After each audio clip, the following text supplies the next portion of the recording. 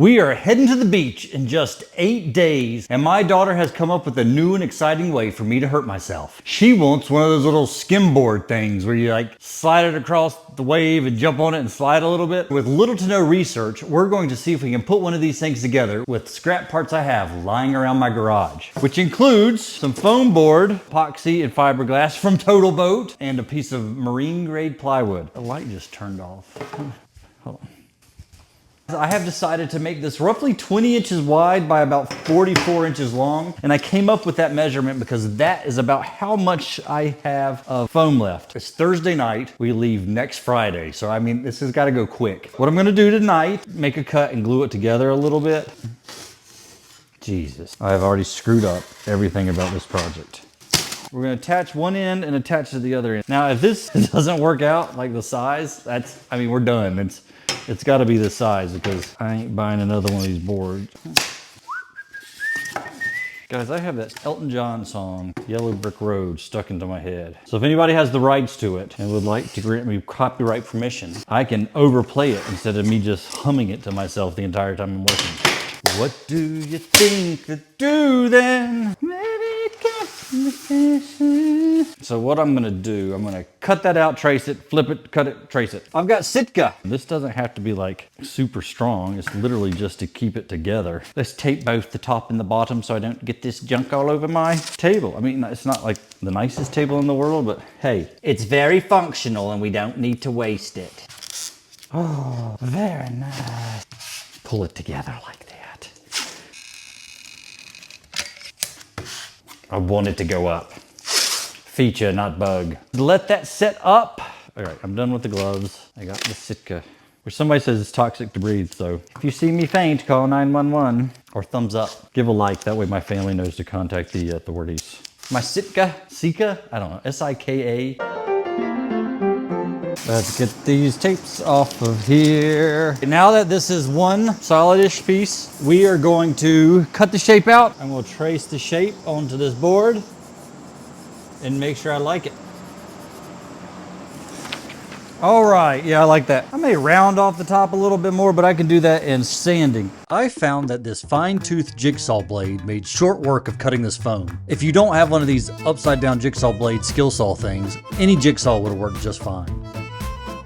Then I was able to smooth and shape the edges with my oscillating spindle sander. I wanted to make sure the board would hold its shape while I was fiberglassing everything, so using a piece of marine grade plywood, I cut a shape of the board that was just smaller than the original outside shape of the board. This stuff is thin enough that a razor blade can cut through for straight cuts, and then my jigsaw and my spindle sander refine the shape. With the piece shaped as I wanted it, I used the remainder of my Sika glue to attach the piece of plywood to the top of the foam. And then I just weighted it down with some weights to make sure it held tight.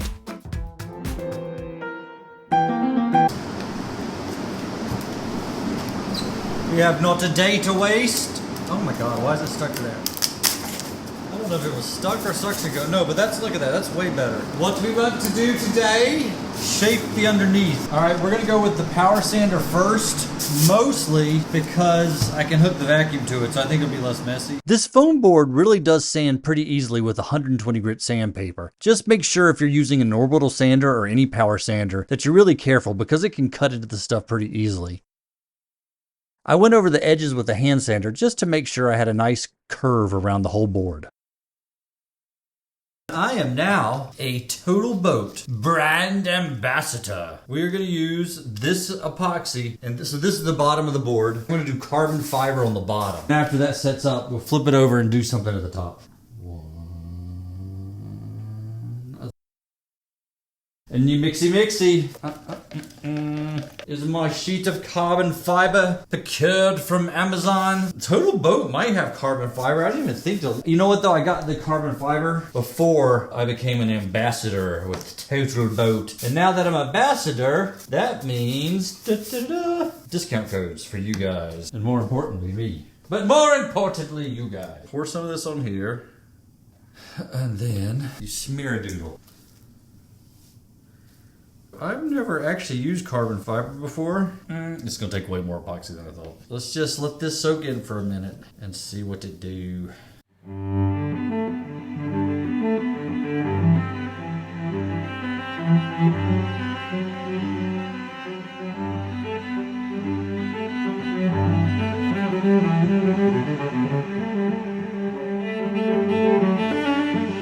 If you get epoxy on yourself, you should get it off because you could develop an allergy to it over, oh yeah, like I think the Bodil Toe girl, Zyla Foxland, she was talking about that. She got the overexposure of it and now she can't breathe it at all. So don't touch epoxy. Always wear gloves and junk. Alcohol cleans it up nastily. We're gonna let the side set up and then I'm gonna come back. I'm gonna do like 2 more coats of epoxy tonight because you have to fill in the weave and I can't put another coat. It needs to dry a little bit, but not like a ton. So in 2 or 3 hours, I'm gonna come back. I'm gonna do another 2 coats and tomorrow we'll flip it over, sand where I've probably ruined the whole top side, paint and address the top side, and then we're just going to do regular fiberglass, and the fiberglass will curve over the other way a little bit.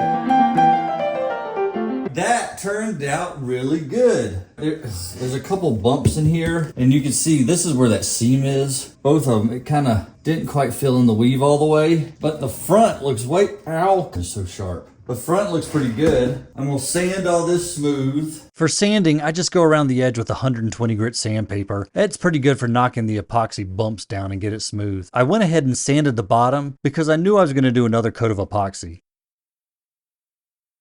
I hired the local family expert painter to create a design for the top. Not even close. I love it. My daughter has come up with her final paint job. It's looking nice, and the reveal of it will be shown to you as I epoxy this. Yeah, the Total Boat stuff worked great. It sanded great on the other side. I like it. This will be my go-to epoxy from here on out. I'm gonna dump a little in the center. I'm gonna start spreading it out, letting it start to soak. Once I feel like the center is good and attached, I'm gonna go around and trim the edges a little bit.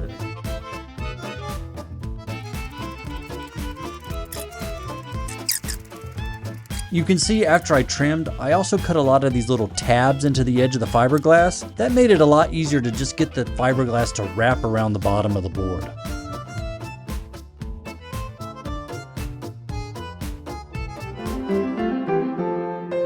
Monday, so that's looking pretty good.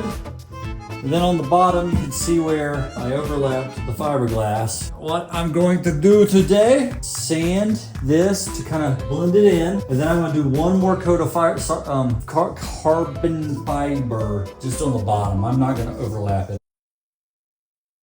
Last night, I sanded everything. My final goal was to get a layer of a carbon fiber that just kind of curved around the edges. So there's a second layer of carbon fiber to really stiffen this thing up. I ran out of epoxy about halfway through the second coat. Emailed Total Boat and asked them what is the quickest I can get more epoxy. And they told me of a local store, SKIMBOARD, which is local to me. I don't know if they're big. They did have the same kit I've been using, which shall be enough to finish this project. It's been like 18 hours. I'm gonna cut this off and then I'm gonna sand it rough and do 1 more coat of epoxy. I could cut most of the excess off with just a razor blade and then the rest will come off with sanding. My shop is a work in progress, by the way, because I have moved and this is my new shop and I'm in the progress of getting cabinets and getting all this set up. Yeah. And sand and the final coat of epoxy on the bottom. I'll let that dry. After it dries, I'll flip it over, sand, and do the top. Turtle boat. That side is set up. It's looking pretty good. There's some imperfections. I'm gonna sand it because I'm gonna sand and polish the side to get it as slick as possible. This side, the little drip, oh, my finger, look at that. This side, I'm gonna sand off all these little drippy doos from the underside and do 1 more layer, just a kind of thin skim coat of epoxy on this side. And then I have to decide if I'm gonna sand it or leave it natural. I'm gonna figure out whatever's the least slick. I want the most slick on the bottom, least slick on top. Let's get to sanding. And today I am wearing long sleeves, a hood, respirator, and goggles because my arm got itchy sanding the other day. And today is Wednesday, so we're on track.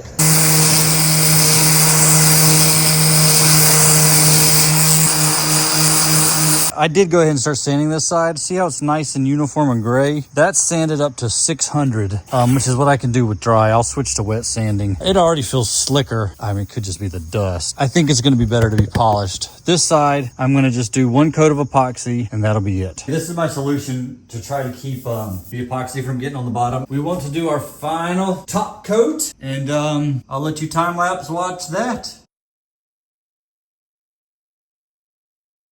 All right, that worked good. So all I have to do is sand around the edge a little bit, which is way better than trying to sand this whole bottom. We're going to wet sand this now, but when I wet sand, I use this. This isn't really meant to be used for wet sanding, but it was from Harbor Freight and it was very cheap. So if I shorted out wet sanding it, that's fine, because a one that's designed for wet sanding is expensive. This is good enough. I dry sanded up to about 600 grit and then worked my way up to 3000 grit with the wet sand. I use like 800, 1000, 1200, 1500, 2000, and then 3000. The Meguiar's.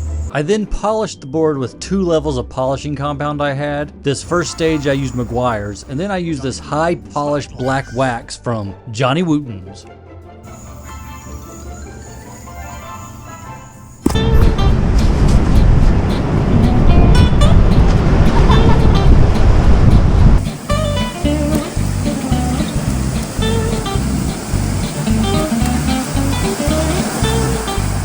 You were supposed to be running with him.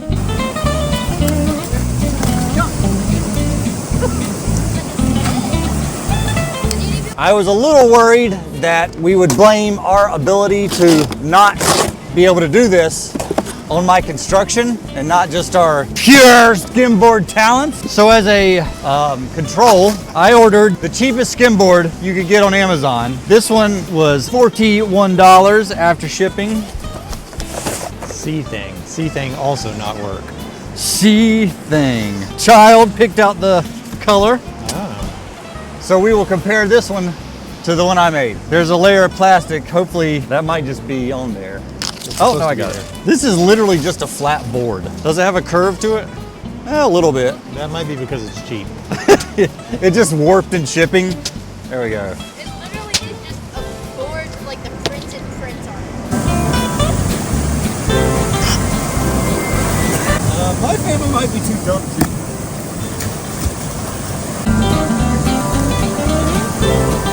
I feel like I've seen people doing it like a skateboard, where you're like kind of dragging behind you, then you jump on. That's too thick of water.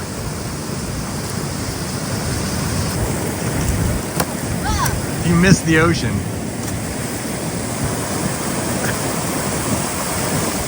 Yeah, she's doing it. I don't know if I'd call it skimming. You're definitely 40.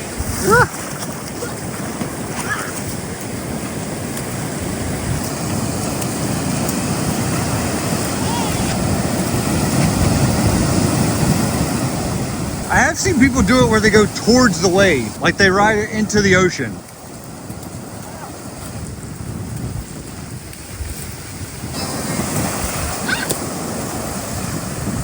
None of us may be athletic enough to do this.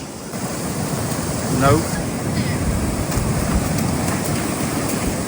That was almost it. Now almost do it with this one. Try not to get sand on it. I'm not really sure what in my 44 years on this planet made me think I'd be able to pick up skimboarding in a day. So I focused my mind and meditated on all the technique videos I had watched before I headed out to the beach.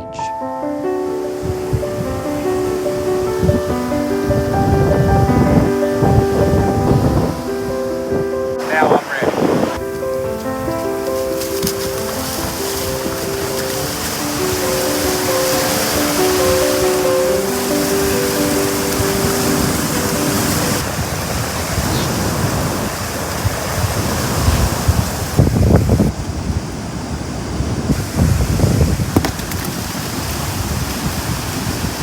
Goodbye!